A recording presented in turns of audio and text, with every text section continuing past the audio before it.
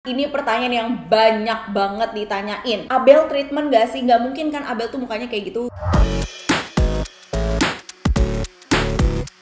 Hai, welcome beautiful, ketemu lagi dengan aku Abel, apa kabar semuanya? Ya, di video kali ini berbeda tampilan gue. Karena kayak pengen lebih personal kali ya. Ini adalah kondisi saya belum mandi dengan bermodalkan gincu saja supaya terlihat dia udah mandi. Oke, jadi di video kali ini tuh sebenarnya kayak aku tuh pengen lebih deket ke kalian sih, kayak cerita-cerita, kayak lebih transparan juga ke kalian gitu loh teman-teman. Karena kemarin tuh aku sempat bikin question box di Instagram ya, Instagram. Di situ aku ngasih tahu ya kalau ada teman-teman yang mau tanya-tanya silahkan. Jadi mari kita buka-bukaan dan note kalau di video ini tuh aku benar-benar berusaha untuk setransparan itu sama kalian gitu ya. Ya Allah, bentar. Tapi nggak apa-apa, aku cantik ya. Afirmasi positif itu penting sekali. Yuk, kita mulai. Kenapa Abel dalam kondisi seperti ini tumben? Karena aku ingin memperlihatkan kalau ya di balik foto-foto aku yang cantik, dandan, baju bagus, rambut badai nih, tapi ada aku yang seperti ini gitu. Aku di rumah kaosan, ke daster ya kan, panik, anaknya sakit nih. Kebetulan kalau lagi sakit, terus banget gue.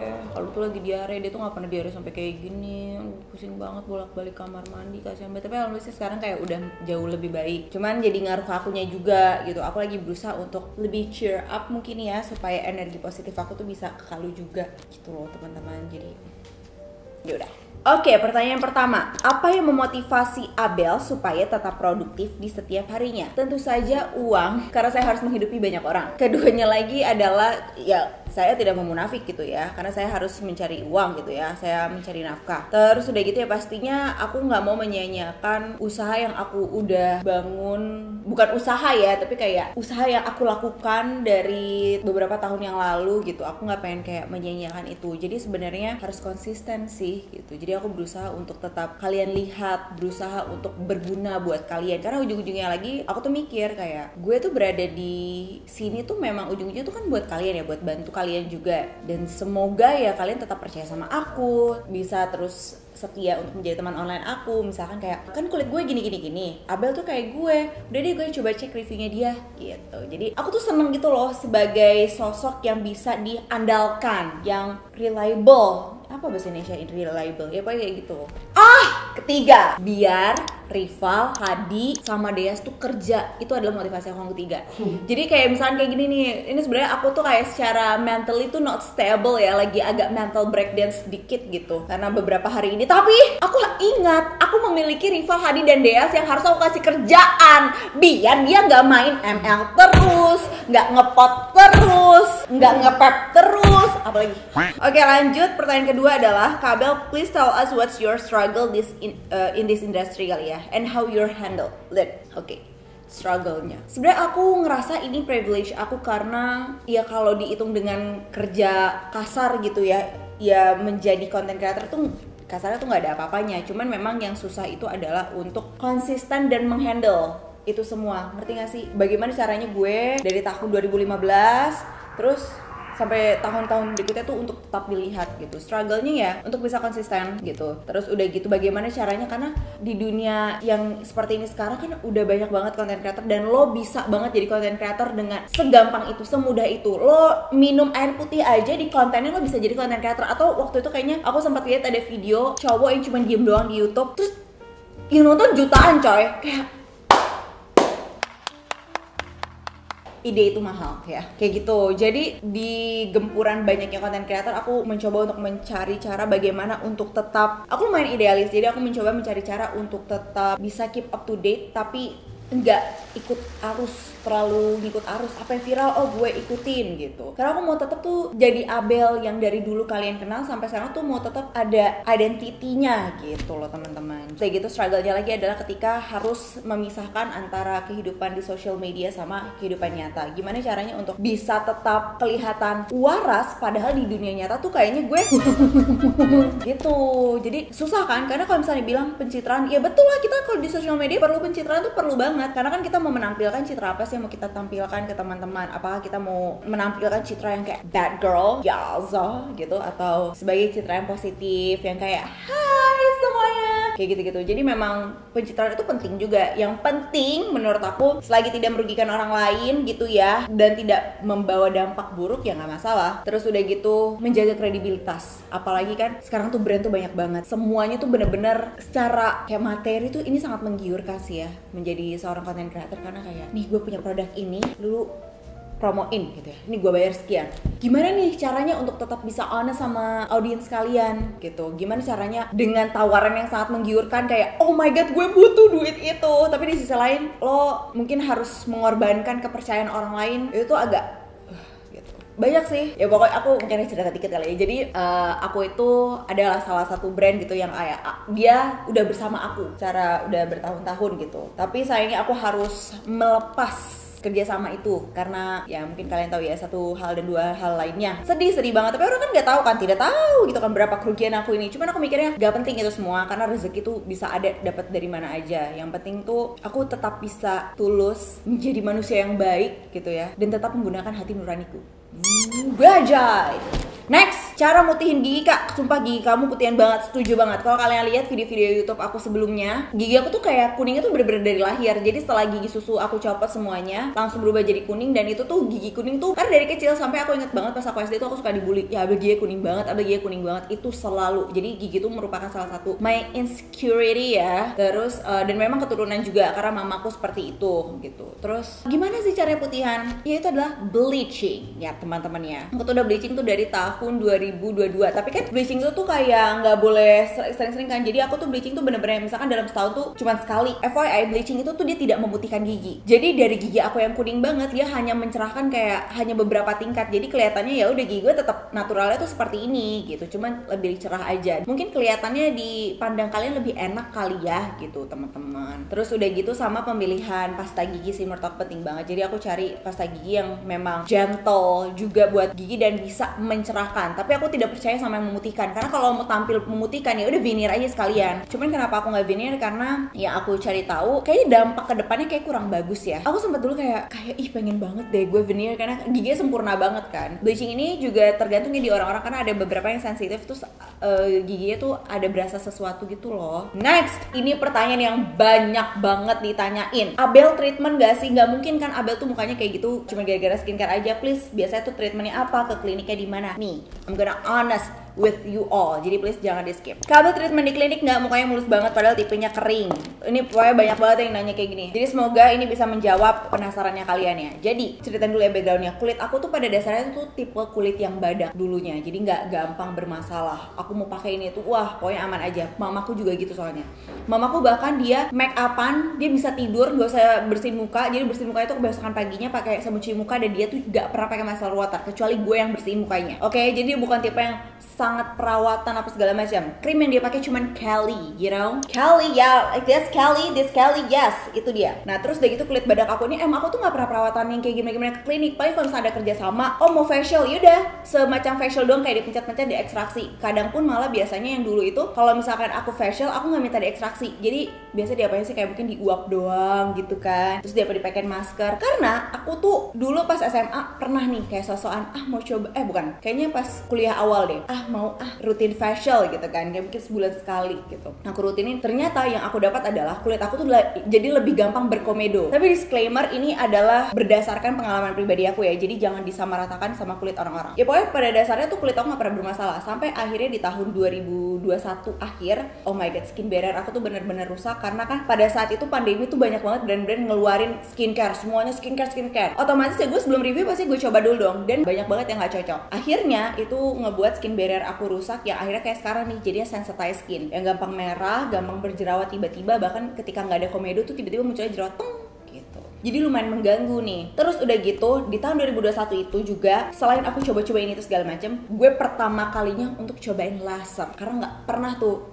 Mau katanya kan kalau kulitnya kayak artis-artis gitu ya, kayak kinclong gitu, kita tuh laser. Yaudah dong gue coba laser. Karena waktu itu juga ada kayak sedikit banget bekas jerawat PIH gitu, kehitaman. Cobain. Oke. Nah mungkin berbarengan juga nih sama skin barrier gue yang rusak. Tapi kok tiba-tiba gampang berjerawat ya? Kok tiba-tiba jerawat mendem ya? Udah dong, cobain lagi beberapa bulan. Oh yaudah deh, treatment lagi di klinik. Apa tuh treatmentnya? Yaudah cobain lagi laser. Ternyata benar, kayak oke, pas awalnya kinclong di gue, tapi kok muka gue jadi gampang kenapa-napa ya? Wah panik dong, karena aku nggak pernah breakout sebelumnya. Nah akhirnya kok muncul jerawat banyak nih, nggak cuma satu. Terus udah gitu, nah ini aku akan menjawab treatment apa sih yang pernah aku lakukan. Jadi treatment yang pernah aku lakukan, aku pernah salmon DNA itu di tahun 2022 ya. Karena orang suka ngomong gini, gak mungkin lah muka kayak gitu nggak pernah salmon DNA, pasti udah pernah botox, salmon DNA, lalalala. Itu bukan hal yang buruk ya. Aku kayak itu bagus memang. Nah tapi kayaknya tuh memang menurut aku tuh tidak bisa disamaratakan kulit banyak orang. Karena aku pernah nih salmon DNA di tahun 2022 karena aku ngerasa katanya ini bisa memperbaiki kulit gitu. Karena waktu itu tuh kulit aku tuh sampai yang ada bekas jerawat, terus dia gitu dia sampai mendem ke dalam gitu loh. Gara-gara waktu itu aku jerawat mendem. Jerawat mendem itu kan susah dihilanginnya. Terus aku suntik jerawat tuh. Ternyata suntik jerawat tuh membuat kulit aku tuh jadi sink, jadi gitu. Panik dong gue, terus katanya iya coba salmon DNA aja. Yaudah dong gue cobain, itu kan mahal banget ya. Ternyata oh my god. Nanti aku kasih lihat ya fotonya, ini hasil salmon DNA aku.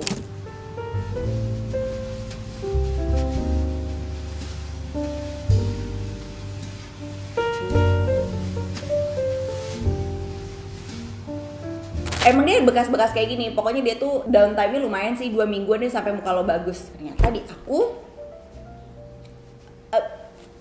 nggak cocok kali ya gitu. Malah di aku malah jadi tetap berjerawat, malah makin berjerawat. Padahal aku tuh lagi pakai basic skincare. Bener-bener aku nggak pakai kandungan-kandungan aktif. Bener-bener cuman pakai sabun cuci muka, terus udah gitu pelembab sama sunscreen kalau pagi. Tapi karena kulit gue juga lagi bermasalah, jadi sunscreen tuh kadang-kadang aja kalau misalkan keluar. Ya udah nggak pakai kandungan aktif, retinol, apa niacinamide aja tuh gue cut off gitu. Jadi bener-bener yuk back to basic. Tapi muka gue tuh malah makin berjerawat gitu kan, breakout. Wah panik dong gue kayak gimana ini gitu kan. Yaudah terus udah gitu pelan-pelan mencoba untuk skincare ini segala macam. Apakah aku pernah pakai skincare dokter juga? Sejauh ini aku pakai skincare yang aku selalu kasih ke kalian aja, kasih tau ke kalian gitu. Jadi perawatan wajah aku seperti ini tuh ya udah yang aku liatin ke kalian, ada di video YouTube aku, kamu coba cek ya kan. Terus ada di highlights aku juga di Instagram gitu. Terus aku juga pernah yang namanya Poly Growth Factor. Growth Factor ini menurut aku bagus. Growth Factor tuh kayak apa sih? Dia kayak dipakein serum gitu doang. Terus udah gitu kayak muka lo diapain ya? Kayak dipakein kayak pulpen gitu, terus digini-giniin doang. Nggak ada rasa sakit, nggak ada downtime juga. Jadi dimasukin serum lah pada intinya si Growth Factor itu. Dan itu kayaknya treatment yang cocok sama aku, si Growth Factor sama facial doang. Tapi facial gue nggak bisa dimacem-macemin. Jadi cuma dipencet doang, dikeluarin ekstraksi komedo, abis itu udah. Kenapa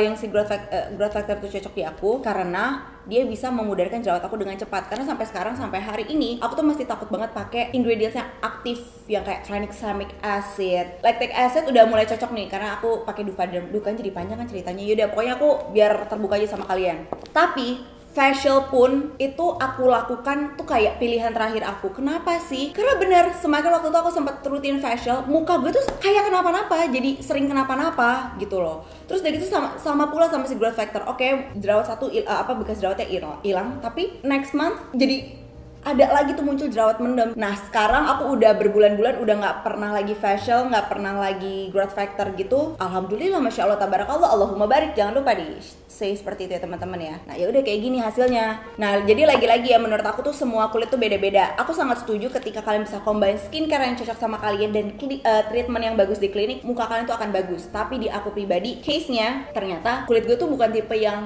bisa dilakukan high maintenance di klinik treatment gitu. Karena ternyata ya gitu, jadi kayak gampang bermasalah teman-teman gitu loh. Dan apakah Abel pernah botox nih? Ini pertanyaan yang selalu ditanyakan ya teman-teman ya. Alhamdulillah, masya Allah, tabarakallah, Allahumma barik. Belum, tapi itu juga bukan hal yang buruk ya. Maksud aku tidak menutup kemungkinan aku akan botox, tapi nanti ketika aku ngerasa aku mulai butuh gitu. Mungkin semakin bertambahnya usia gitu, cuma sekarang ini belum ya. Jadi buat teman-teman di TikTok, Instagram, YouTube gitu ya, ini menjawab pertanyaan kalian. Next, kalau Mama Ivo makan-makan bikin stand pedagang kaki lima itu ngitung bayarnya gimana Bel? Haha terkepo. Jadi kalau misalkan bikin acara gitu, terus udah gitu ada yang jualan gitu kan, ada nasi goreng, ada WAP, ada es doger, itu tuh biasanya emang udah ada orang yang dipanggil satu-satu, dihubungin, terus udah gitu kita bayarnya misalkan untuk 100 porsi ya, kita mau ini 100 porsi mangkal tuh depan rumah, tapi itu udah fix kita ambil, kita beli gitu. Terus udah gitu untuk 80 porsi, 50 porsi, jadi kayak gitu sih sistemnya. Kabel intro atau extro, cara Kabel buka obrolan ke orang tuh gimana kak? kebetulan MBTI aku ISFJ ya. Aku intro banget sebenarnya anaknya. Cuman aku ekspresif gitu. Jadi kalau misalnya aku bercerita tuh aku yang harus wah gitu supaya kalian tuh bisa tahu nih apa yang aku rasakan gitu. Terus cara aku buka obrolan enggak ada. Aku tuh takut banget bersosialisasi sebenarnya. Jadi kalau misalnya datang ke event gitu, mungkin karena aku lulusan komunikasi ya. Jadi sekarang udah jauh bisa lebih kayak kumpulan energi. Jadi biasanya setiap sebelum event aku tuh yang kayak bisa. Jadi kayak langsung game on. Hai, halo, Abel, gimana gitu. Bukannya aku fake, tapi aku kayak mengumpulkan energi untuk bisa bersosialisasi biar bisa merasa kayak gue tuh aman-aman aja sih. Karena kadang tuh aku suka ngerasa ngobrol sama orang lain karena takut orang tuh nggak nyaman ngobrol sama gue. Takut tuh gue tuh annoying, takut obrolan gue nggak asik, takut gue nggak bisa ngebikin dia nyaman, hal-hal kayak gitu. Jadi yang ngebuat aku lebih baik saya diri sendiri, nggak apa-apa, jangan tegur aku, anggap aku tidak ada gitu. Tapi gimana pun juga bersosialisasi itu penting, apalagi kita hustling ya di dunia seperti ini. Jadi harus tetap bisa berkomunikasi dan buka obrolan aja, kayak tegur, hai, halo Abel, bodo amat lo mau baik sama gue atau enggak, mau lo senyumin gue atau enggak. Oke udah. By the way, mau aku spill nggak deti? Jangan bilang kayak ini rahasia kita. Jadi suatu hari aku pernah ada project photoshoot, terus kayak gitu ada dengan beberapa, sebutannya apa ya mungkin ya, dia tuh mungkin content creator juga ya, lama, terkenal banget, masih muda di bawah aku, terus kayak gitu. Tapi gue seneng tebak-tebakan, ini kayak gue curhat aja gitu ya. Dia tuh kelihatan tuh asik banget, friendly. Nah jadi suatu ketika aku lagi di ruang make up gitu kan, aku di ruang make up, terus kayak gitu dia datang kan, aku di depan aku kaca, dia tuh di belakang aku. Otomatis ketika dia lewat, aku ngeliat dong ya kan, terus kayak gitu, kebalik, dia duduk di depan kaca, nah aku lewat gitu, aku baru masuk tuh ke ruang make up. So aku langsung kayak, aku Abel, anak-anak banget ya, hai aku Abel gitu ngomongnya. Terus gitu dia ngomong gini, hai, misalkan namanya siapa ya, Bunga gitu ya, hai Bunga. Gue kayak ya udah sih, bukannya gila hormat, cuman kayak gue mikir kayak dia bakal hai gitu, bakal yang kayak menyambut gitu, karena gue udah happy banget gitu kan. Saya cuma hai Bunga, nyebut nama dia gitu, ouch gitu. Jadi udah, it's okay. Lanjut udah, itu aja stinya. Next, KBI masih suka olahraga rutin gitu nggak? Terus sekarang BB-nya berapa? Aku udah, kayak terakhir aku olahraga tuh tahun 2022 deh, ya nggak sih? Aku udah sedih banget. Udah nggak pernah olahraga lagi, maaf jangan ditiru. Karena apa? Karena malas satu. Keduanya lagi, mungkin karena udah terlalu capek kali ya dengan kehidupan ini.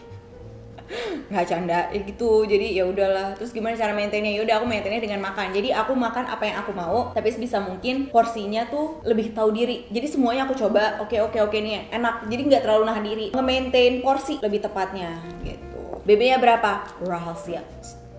Kak, kapan rencana nambah anak dan apakah kakak sekarang pakai KB?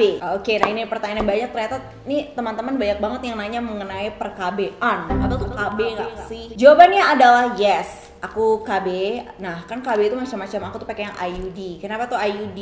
Karena setelah obrolan sama objin aku memang ya menurut aku lebih cocoknya yang IUD gitu kan. Terus udah gitu ada efeknya nggak sih? Nggak ada gimana-gimana. Alhamdulillah aman semuanya. Terus ada rencana buat nambah anak nggak? Ini masih menjadi concern aku dan suami aku gitu. Pengen, maksudnya aku suka anak-anak dan aku tuh pengen. Cuman masih banyak hal yang kayak jadi pertimbangan aku gitu. Kayak aku dan suami tuh lagi happy banget sekarang. Kalaupun juga lagi happy banget sekarang. Mungkin ada kemungkinan nanti, tapi untuk dalam waktu dekat ini sih sepertinya belum. Tapi didoakan aja yang terbaik ya.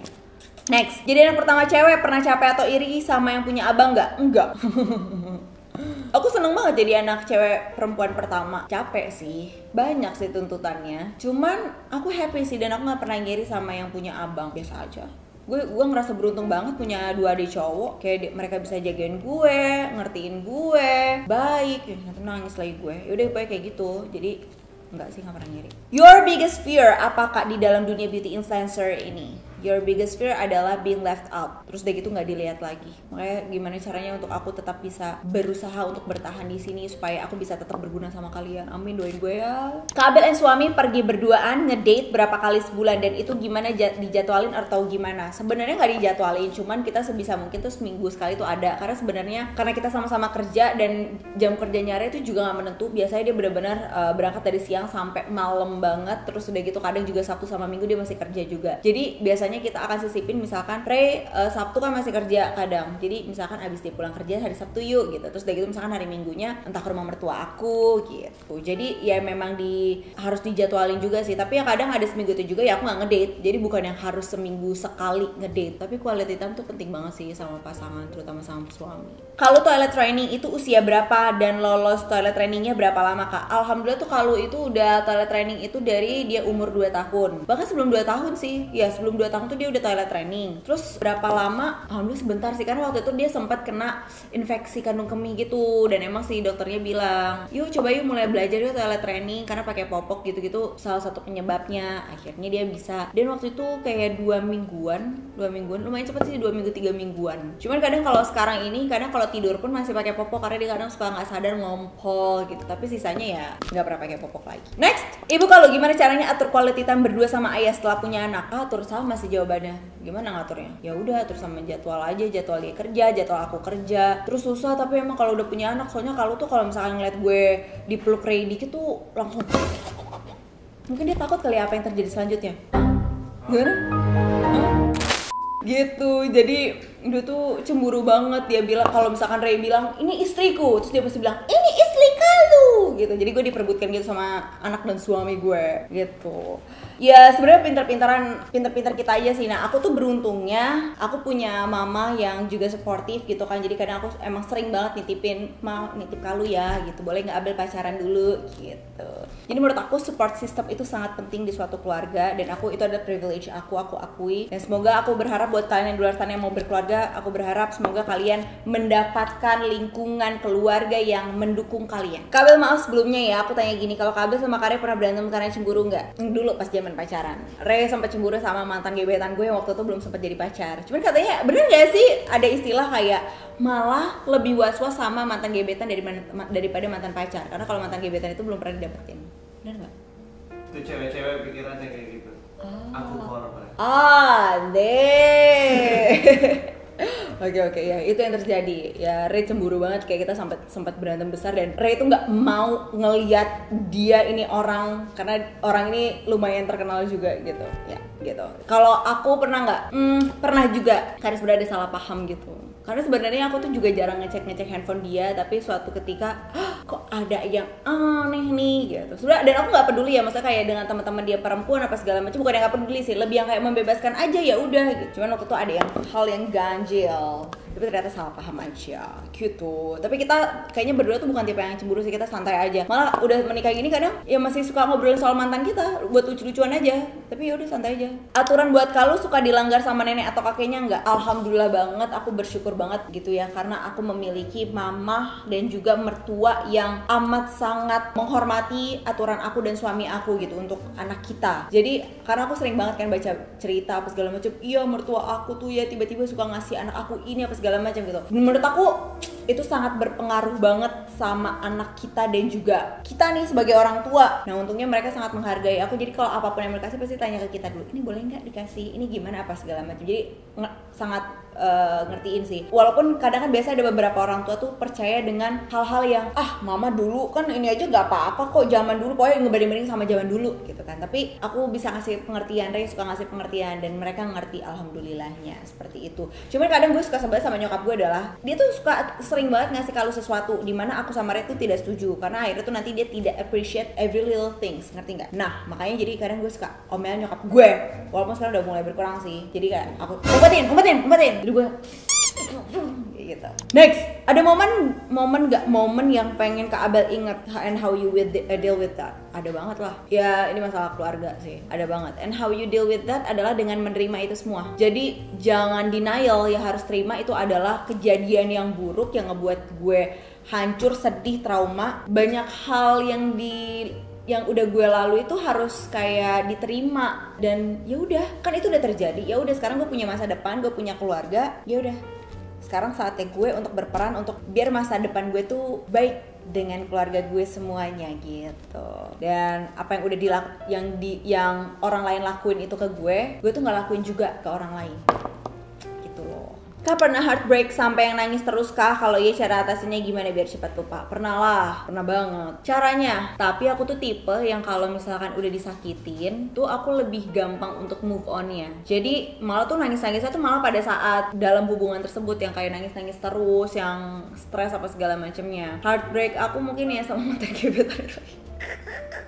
Ya mungkin ya, no wonder kenapa laki gue cemburu banget sama doi ya gitu. Jadi gimana ya caranya, itu bertahun-tahun lagi. Kayaknya kita tuh butuh closure deh, butuh kepastian. Jadi menurut aku ketika misalkan kamu lagi heartbreak, kamu putus, kamu berakhir hubungan dengan siapapun itu ya, pacar kamu atau gimana, harus membuat kepastian. Kayaknya ngomong baik-baik, bukan ngomong baik-baik, nggak semua orang tuh bisa putus baik-baik. Cuma seenggaknya tuh ada kejelasan ngomong berdua. Oke, kita sudahi dulu. Kenapa alasannya? Oh, kayaknya kamu terlalu baik untuk aku. Apaan tuh alasan, apaan tuh? Klasik. Ya pokoknya itu kayak gitu. Jadi menurut aku kepastian itu sangat berpengaruh bagaimana kita tuh heal nantinya dari perpisahan ini. Dan kalau sakit hati, mau nangis aja dipuas-puasin. Tapi jangan lupa kalau kamu punya masa depan, kamu juga punya kehidupan, dan hidup kamu itu nggak stuck di hari itu saja. Di saat kamu heartbreak itu, kamu harus ingat masih banyak hal-hal baik lainnya yang akan muncul di kehidupan kamu. Jadi jangan menyerah, ngerti? Oke, jadi segitu dulu ya dari aku. Semoga ini bisa menjawab pertanyaan kalian, rasa penasaran kalian, dan bisa konten ini tuh bisa membuat aku tuh lebih dekat ke kalian. Kayak aku tuh lebih mau ada transparansi antar kalian, dengan kalian maksudnya. Terima kasih banyak ya sebelumnya udah tanya-tanya aku dan masih mau jadi teman online aku, masih mau nonton YouTube aku, walaupun YouTube tuh kayak udah sepi banget ya, kayak krik gitu. Cuman gak apa-apa, aku mau, insya Allah aku akan tetap konsisten. Oke, so thank you so much for watching and I'll see you guys next time. Bye bye, love you.